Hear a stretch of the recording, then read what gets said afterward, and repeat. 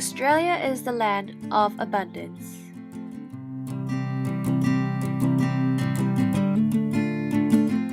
The concept of lack or poverty is way too difficult for us to even comprehend. We live in a world where even our dogs enjoy more food than the entire continent of Africa, one of the least developed countries in the world. In a land where obesity and overconsumption is a prevalent issue, famine is a notion that is difficult to wrap our heads around. However, the world's history is marred with the ugly scars of famine and the death of millions. Therefore, it is critical we examine and compare the various famine theories and use it to understand the underlying causes of famines in recent years. When we say poverty, we often associate it with a lack of financial income. However, the issue of poverty stems much deeper than that. It is more about one's inability to meet their basic needs over an extended period of time. Hassan puts it simply, the developing world has experienced growth in the recent years. However, this growth has failed to reach the poorest people, with a greater maldistribution of income in many developing countries. So, what is starvation? Sen asserts that starvation is the characteristics of some people not having enough to eat, not the characteristic of there not being enough to eat. During a famine, victims experience a sudden and concentrated decline in food consumption. This leads to persistent weight loss and drastic increases in mortality rates and socioeconomic disturbances.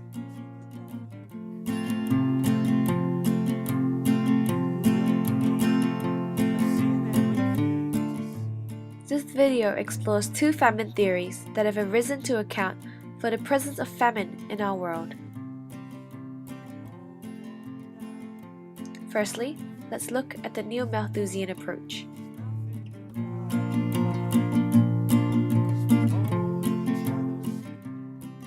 It was conceived by the Reverend Thomas Malthus in the 1800s. He proposed that overpopulation by the lower class has upset the balance of food output and food intake.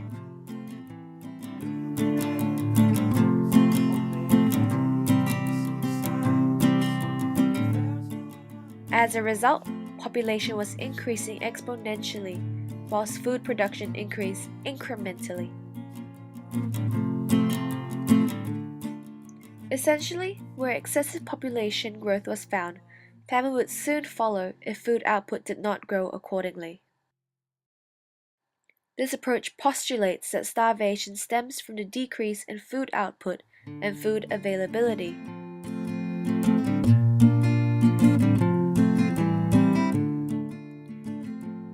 Neo-Malthusian accuses the victim, saying they are to be blamed as there are now too many mouths and not enough food. This is also referred to as food availability decline, or FAD. Therefore, Malthusian theory focuses on the total amount of food available in the geographic region and it's operating at a macro level. Looking at the overall trend in cereal output and world population, it is evident that cereal production has increased over the years, at times even growing faster than the growth of the world population. However, between the 1980s to 1990s, there was a drop in capital cereal output. This was interpreted by Malthusian advocates as increasing environmental constraints on this world. However, there are a few things to note with these assumptions. Firstly, the Malthusian writers overlooked the fact that the drop in global cereal output was an intentional act with the introduction of new global restrictions on cereal production in developed countries. In sub-Saharan Africa. Secondly, cereal production is low and has fallen since the 1960s. During the period, population growth in this region exceeded cereal production. Between 1960 and 2000, the population in sub-Saharan Africa experienced 190% growth, whereas cereal output rose by only 145%. In these instances, the Neo-Malthusian theory might be applicable, but it is also important to recognize that there are other factors that come into play, such as widespread poverty, political and social instability, and insufficient research.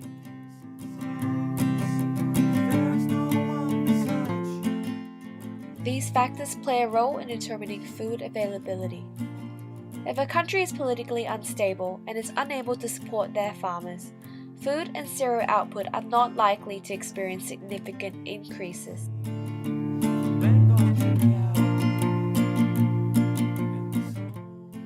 Poverty rates must also be examined in this region. Individuals living in poverty may be uneducated as to proper farming methods and practices, thus leading to lower yields and harvests.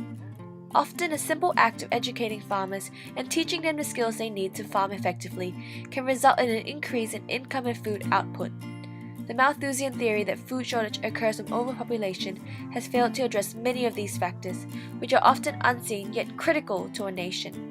In a study conducted by Scanlon, he explored the new Malthusian theory and its impact on food security. Food security is the ability for people to have enough food at all times to lead a healthy life. He looked at food availability as a dependent variable, looking specifically at the prevalence of undernutrition using data from the Food and Agricultural Organization of the United Nations. He measured these variables against new Malthusian variables, looking at population growth and fertility rate. His results revealed that neither population growth nor density of a population had an impact on food security.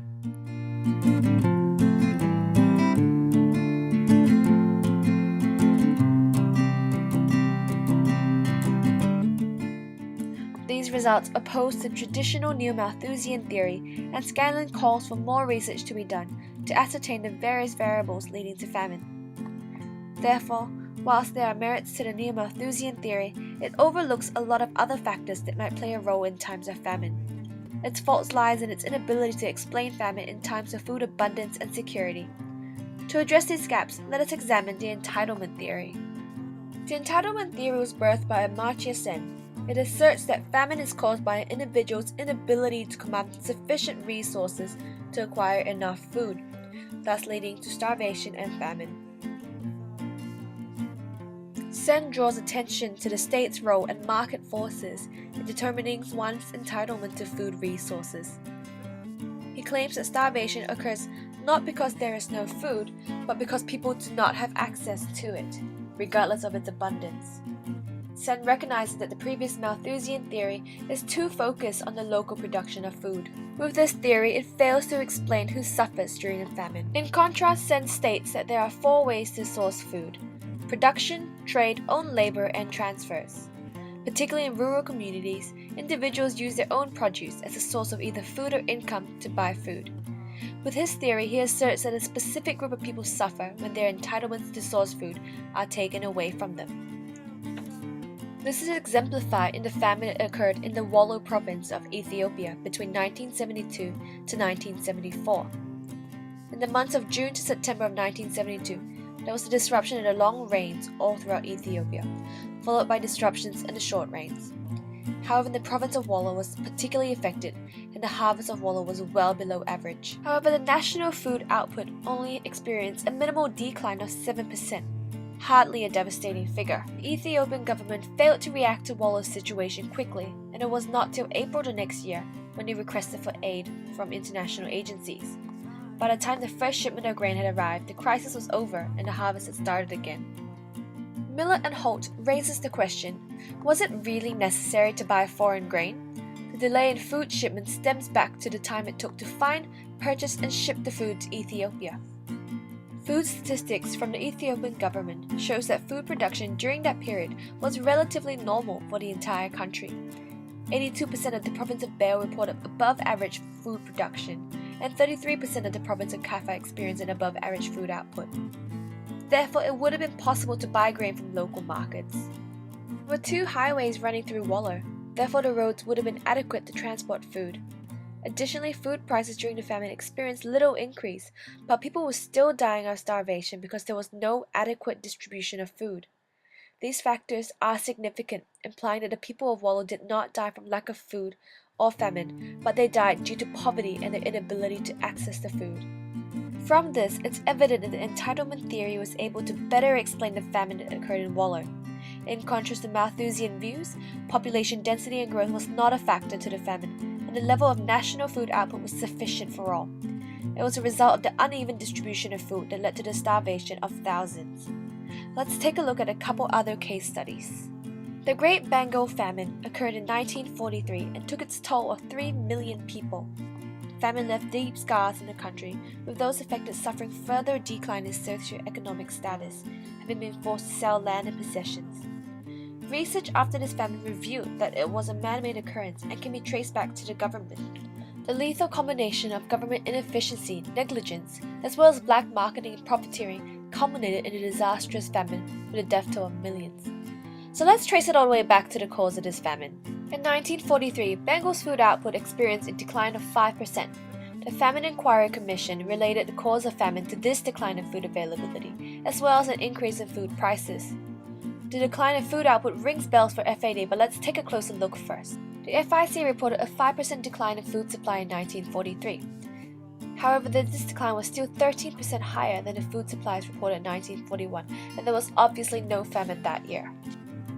Therefore, Sen rejects the FAD view and asserts that the famine occurred due to a decline in entitlements that year. As mentioned previously, there was a phenomenal increase in the cost of food that year, and thus many were now faced with the inability to access food as wages were not increasing at the same rate. Therefore, upon deeper analysis, the Great Bengal Famine can be traced back to people's loss of entitlement, thus resulting in famine and starvation. Just over 50 years ago, China was in the midst of one of the world's largest famines. In the years between 1959 and 1961, a massive 30 million people starved to death. This famine can be traced back to the launch of the Great Leap Forward, an initiative implemented by then-leader Mao Zedong to advance the economic state of China. Mao chose to focus on steel production as the core method of economic advancement. Millions of peasants were moved from their farms and ordered to work to support this heavy industry, doing things like mining and chopping down trees for charcoal. Therefore, because of this reallocation, many peasants were forced to abandon private farming and food production. At the same time, reports of grossly exaggerated grain yields were issued, leading to the establishment of communal food halls, which resulted in the wastage of already limited food. In reality, the food output had plummeted, and by 1959, grain output had dropped by 15%, and a third of the Chinese province were experiencing extreme food shortage and starvation. In addition to the lower food output, China also employed a grain procurement initiative, in which peasants had to meet certain quotas and deliver grain to the state, who would then distribute it to urban and rural communities. These quotas often left peasants with little surplus, and given the Chinese government's priority to industrial development, the government accumulated grain stocks for foreign exchange, putting additional strain on farmers to meet quota, at the same time leaving little for the peasants. The urban bias present at that time meant that those in rural populations often did not have any protected rights to food, and the urban population were prioritized over them.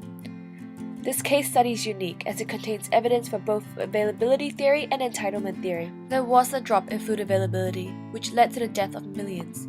However, as mentioned, this drop can be attributed to the reallocation of peasants into the heavy industry, leaving many fields unattended. These peasants were not given a choice of leaving the collectives, and thus this can be categorized as a loss in entitlement, the right to go back to their farms. Ultimately, the government's misguided attempt to Great Leap Forward is to be blamed, accompanied with their procurement policies and urban bias. Both neo-Malthusian theory and entitlement theory attempts to shed light on the underlying cause of famine. Both are different in their approach.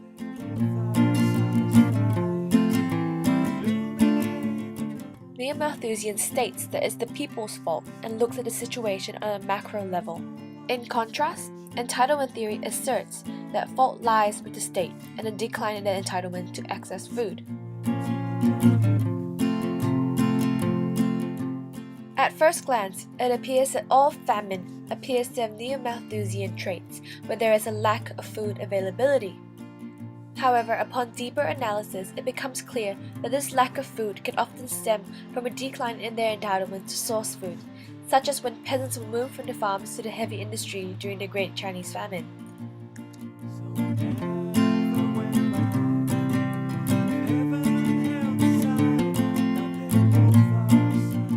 Many of the famine case studies explored in this video, it is evident that the entitlement theory is more applicable, with more case studies reporting that it was a lack of entitlement to food that led to countless starving to death. Therefore, the entitlement theory states that we need equality, rights, and laws to address famine all across the world. Only when these basic entitlements are addressed Can we see an end in famine all across the world and for development to finally occur for these countries?